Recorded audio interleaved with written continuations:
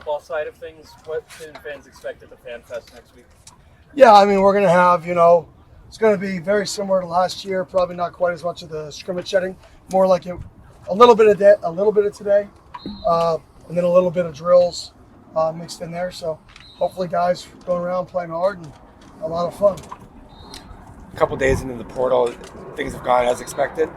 Yeah, they have. I think our guys genuinely like it here. I think we have, a community and a group of guys who genuinely are building relationships forever. And I think, it's just a different day and age in college football, but I think we're kind of old school.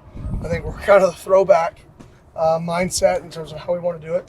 And I think our guys are part of that because, they're a brotherhood that they're creating. A couple of deep shots getting connected lately with Levitt. How would you describe his balance of being aggressive and just taking what the defense gives him underneath? Yeah, he's doing a really good job. He's starting to throw more checkdowns, which is, I know he can throw it deep. Everybody saw that. That's why he's on NFL draft boards. It's how do you manage down distances? How do you take the easy plays? And he's done that at an unbelievable job, especially these last week, 4 days of practice.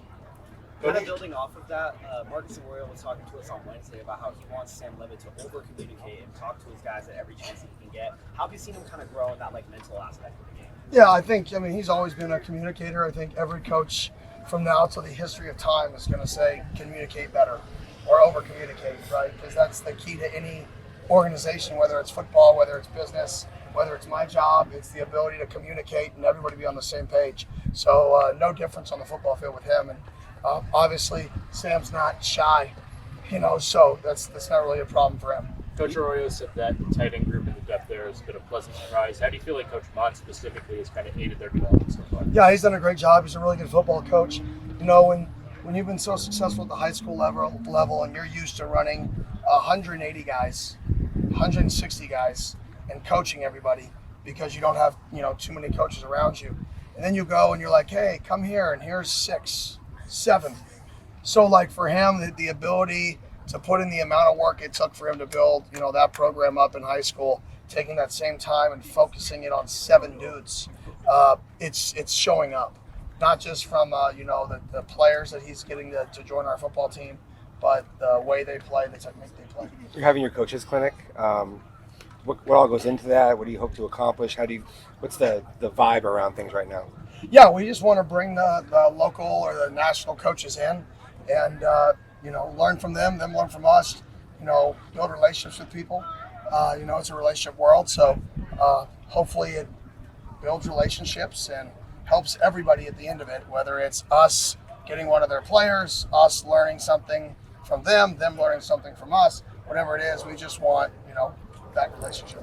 What have you seen in terms of battles in the trenches so far this spring? Yeah, obviously, some of our guys are established, right? Especially on the defensive front, offensive front. Then there's some other battles for, backup center, for one of the guard spots.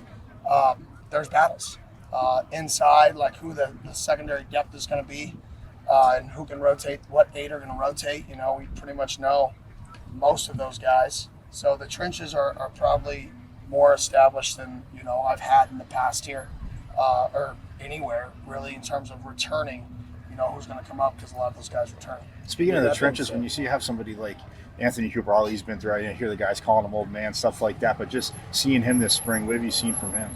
Yeah, he's getting better. He's getting more comfortable, obviously. He's been here. I couldn't even tell you. I think I was a GA when he was here. And maybe I may have recruited him. But you know what? He's gone through so much here. I think he appreciates where we're at as a program and where we're trying to go. And because we're not there yet. So his leadership and the guys still rally behind him because they know what he's battled through and how much he's worked to get back to where he's at. And he's gotten better all spring, and he's dedicated to getting better.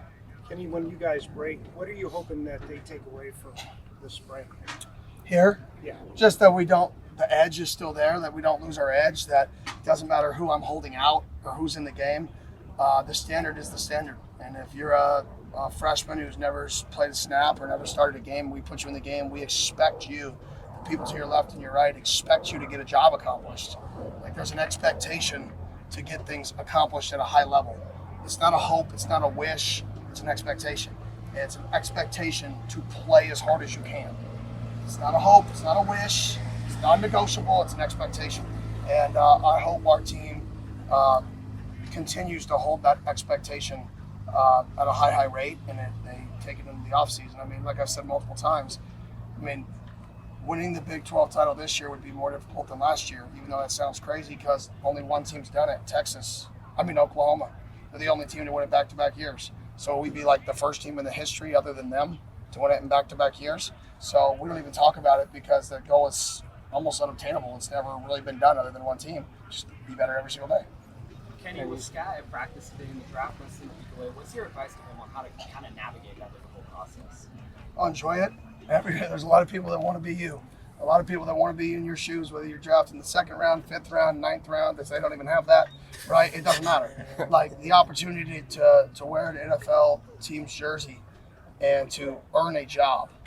And I mean, he broke the team down today because it was, I said it was the last time that he'll probably be here before he's a professional athlete. And let's break it down because Scott's going to be around this program for a long, long time. As you guys can probably tell. This community has really embraced him. He's embraced it. How impressed have you been with the depth in the wide receiver room this spring? Yeah, I mean, we definitely brought in some guys, added a good amount of depth there. We have a lot of youth in the room.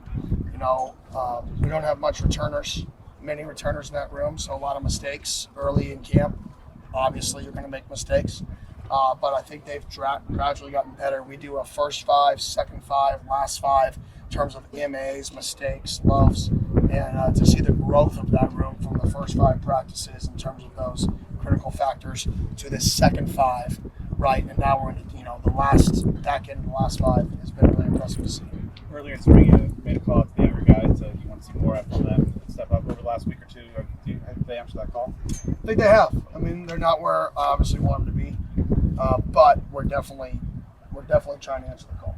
Like I said, it's the physicality, the urgency, it's not okay to not go as hard as you can. The acceptance of mediocrity is just not okay. And so many people are so used to accepting being average or accepting doing a minimum to survive that's not what we're about. We're about doing the maximum to flourish. And that's a habit that they got to train, and we're slowly getting there.